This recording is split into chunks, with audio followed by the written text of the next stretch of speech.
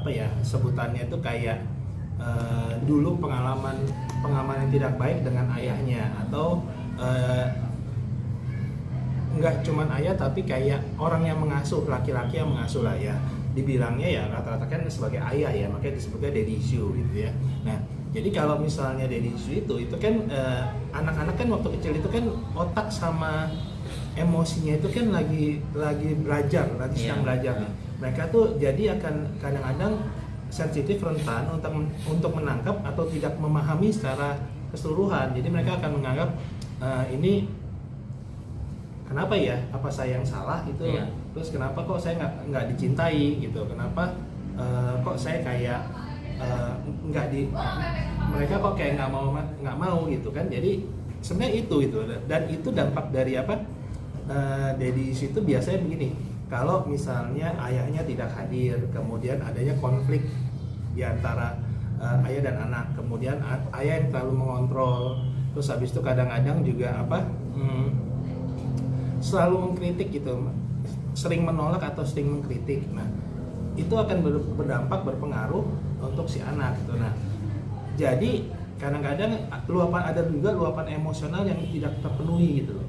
Nah itulah yang disebut jadi bisa menimbulkan daddy issue gitu.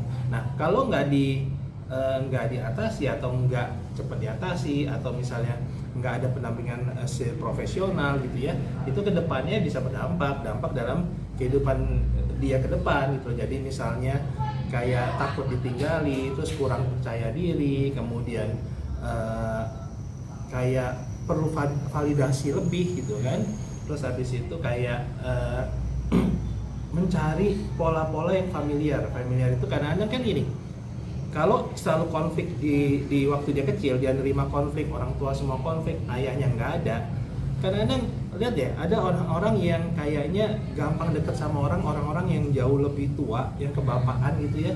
Jadi kayak mencari sosok dari si ayah gitu loh.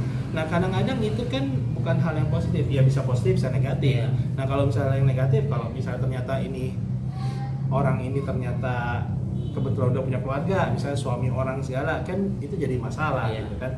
Nah kalau nggak diatasi dampaknya bisa ke sana gitu.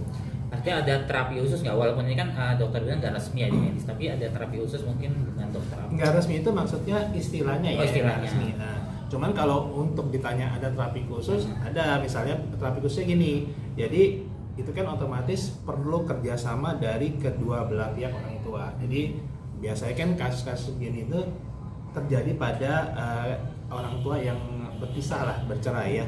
Nah tapi kan kalau misal orang tua bercerai itu emang hubungannya selesai, tapi kan berarti tanggung jawab mereka sebagai ayah dan ibu tidak selesai, karena kan tetap tanggung jawab mereka untuk anak-anak itu penting, karena yang harus diperhatikan malah kesehatan dari si anak-anaknya, kesehatan mental dari anak-anaknya ya. Nah jadi kalau misalnya terapinya satu ya, orang tua mesti bijaksana gitu, bijaksana untuk berbagi, mau nggak mau dua-duanya harus merawat, memberikan kasih sayang pada anak ya, sehingga anak tidak perlu memilih nih. Nah terus kemudian kan lebih bijaksana kalau kedua orang tua itu ada hadir, jadi kapan anak butuh hadir, terus anak perlu berbicara, perlu ngomong, didengerin. Jadi maksudnya jangan sibuk sendiri yang nggak mendengarkan anak segala macam berbicara. Kemudian anak-anak ada masalah apa, didengerin juga ya. Kalau emang kadang-kadang susah, perlu pertolongan profesional, ya boleh, nggak usah malu, nggak usah sungkan, perlu pertolongan psikolog, psikiater, itu boleh juga ya. Nah kemudian juga support dari keluarga besar, dari teman-teman, lingkungan sekitarnya juga pengaruh gitu ya. Nah jadi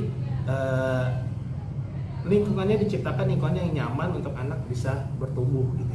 Nah selain itu juga kadang-kadang